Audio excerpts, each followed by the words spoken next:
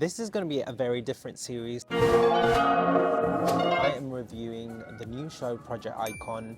I really enjoyed watching shows like The X Factor and The Voice for the amazing talent that is showcased, but one of my really top tier shows is Making the Band. You really got to see artists like perform, record, see how they kind of interact with each other. I think actually that show was really ahead of its time, because when you think back to how the show was run and how artists are perceived today, it is very similar. It's more of a holistic approach. You know, you're looking at an artist, who they are, what they represent, how their social media is, how they talk to each other, how they do interviews. So it's beyond the music a little bit. Project Icon is a show that I auditioned for. I didn't get through, clearly. Loser! I mean, it could be for plenty of reasons. I didn't get any feedback, but you know, looking at sort of the age range as well of artists there, would have been the eldest on the show. But also, I think star quality, it's just something you really need to showcase whenever you're auditioning for a show like this. And perhaps I didn't do that. Or maybe I just wasn't good enough, or maybe there was just a lot of people, I don't know. So Project Icon sees 10 unsigned artists vying for one spot to be signed and performed at a festival. Judges include Frank Harris, who's a music mogul, Becky Hill, who was on The Voice and is doing incredibly well, winning a Brit. And then there's obviously Jason Derulo, who's a global icon through his music. For episode 1, there was 2 sections of the show. Really liked that they made them perform, because you really see how they perform on the spot against competition, or competition sitting right next to you. You get to see their songwriting ability. First up was Mia. She was really strong vocally, but she came across very shy and timid before going up, which is really endearing. I think, you know, it's nice to see people who are quite humble in their presence with their craft. I would have said one of the strongest signatures there. She absolutely nailed it vocally, and lyrically it was very interesting. I could definitely see it being performed at one of these shows. Now, Lillie-Jo was really confident in this first task. What I did actually really like about her was she was very supportive of other artists. I know there's a few characters that are on the show have left the show too. She made a comment about supporting herself and supporting other artists, which I thought was really nice. I think anyone in the music industry is going to talk about how cutthroat it is, so to have somebody who still has that mentality of trying to uplift each other is always quite cool. Lillie-Jo's song, I actually personally didn't find it that bad at all. She wrote it when she was 17, she mentioned. The judges were a bit like, but I thought it was a great song. I think she kind of let herself down, saying she didn't connect with the song, which, even if you don't, I don't think I would have mentioned it at that point. I guess they had critiqued her, so she kind of gave reasoning for why maybe it wasn't her strongest performance. Next up was Jay, and I'm not gonna lie. Rice, peas and chicken. I think he's definitely somebody who considers music as like a total package. He really understands that it's not just about standing there and singing. I struggle with this as well. Like, I can't be as great of a performer because of my confidence. So he has all the confidence to go and like perform on stage, dance, sing. He's good vocally, but the song he performed, oh my God, it was something about shaking your bum, something about chicken. It was catchy at the time, but I watched it last night, so yeah. I don't know if he'd been set up, because I've gone through his profile and he is really, really good. There's no room for questions. I saw his face on the bedroom floor, but enough with this for too long. You ain't gonna change, boy. What's the point in stringing me along when you're for real? So I don't know if he'd been set up to try and be entertaining on the show. If that is the song he chose, I'd really love to know why.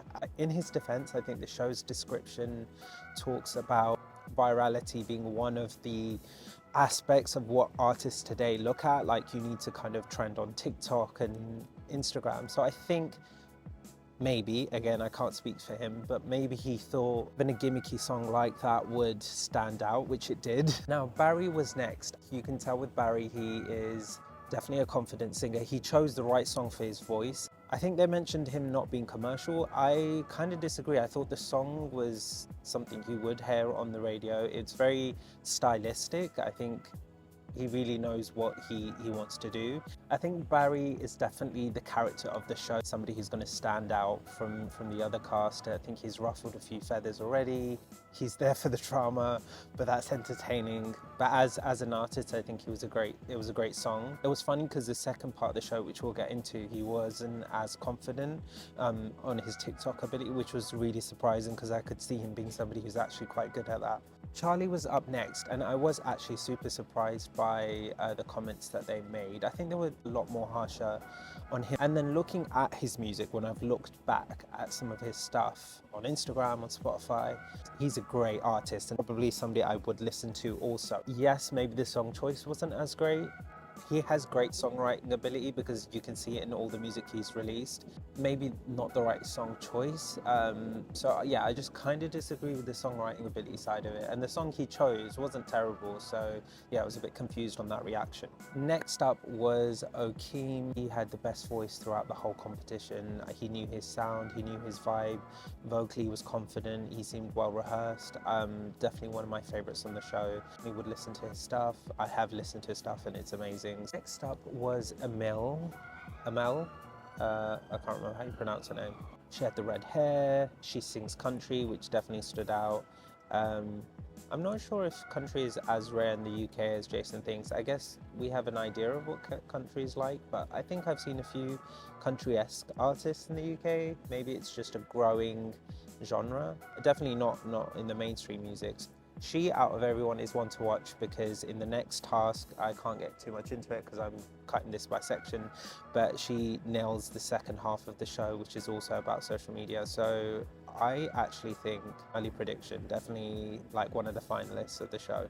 NNENNA was next, and she knows her sound again. She knows what her creative direction is, I feel. I do agree with Jason's comment. I'm not sure if it's standout. He did mention she's quite timid, so I think as the show goes on, we may see a bit more of her personality come through, a bit more confidence come through, but she did great. Now, Xyzelle, is that how you pronounce her name? I can't remember. It's a cool Xyzelle, Xyzelle, I think that's how you pronounce it. She was next. Definitely, I think, a stylistic performer. And actually, after she performed, I think she's a really smart artist because she knew exactly not what had gone wrong, but knew what she had focused on more. Her own comments were, I focused on looking like a star and less on the voice and the other aspects of it. She definitely stood out when she came in. She's a confident girl.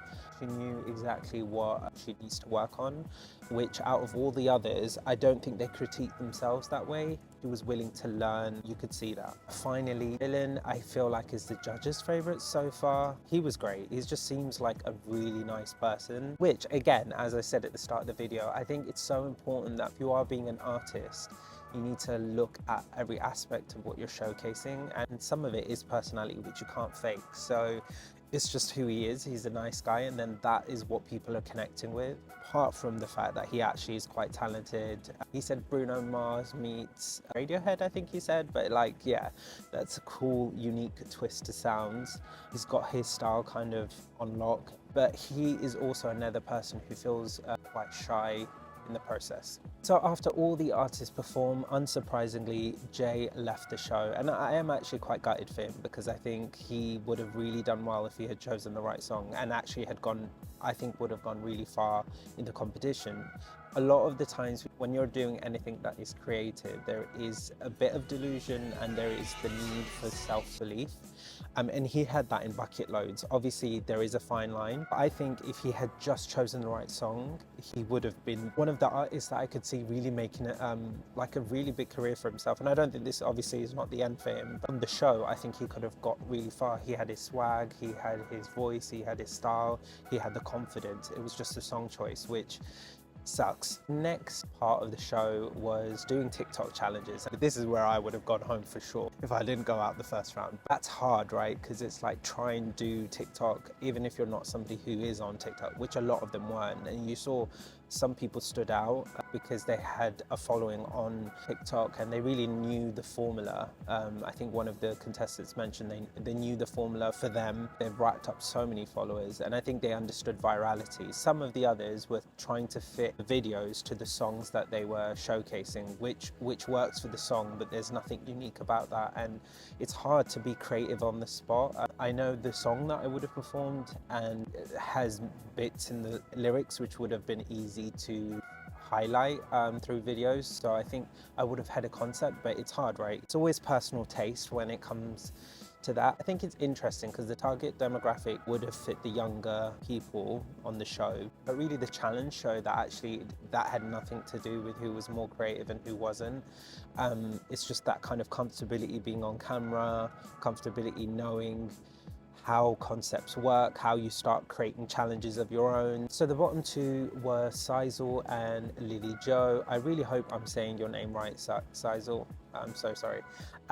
They both landed in the bottom two. Now, they both did really good at their performance. Xyzelle, again, she was kind of in a lose-lose situation there because they told her after her performance that she had done something quite old school. They wanted something a bit modern, less contemporary. But I feel like she's done that again because she wanted to highlight her voice, which was a lot better this time round than the first time round. And I felt like she was a bit of a lose-lose situation because she had gone for something a bit more modern, up-tempo. They would have critiqued her, I feel like, in the same way they did in the first challenge. So she really had no choice there. And I think she was smart enough to say, okay, actually, I can sing and I want to show that. So I'm not sure if the comments were that fair. Lillie-Jo also did amazing. She unfortunately fell sick at the last part of the show. I do think she's an amazing artist, and more than anything, I think what she's really highlighted on the show was her personality. Despite being a bit shy and nervous, I think she seems like a really great person. Again, like I say, in the industry, it's really hard to find other artists that really champion you. I think she did that. So I'm gonna try and reach out to some of the artists because I'd love to know behind the scenes how it all worked.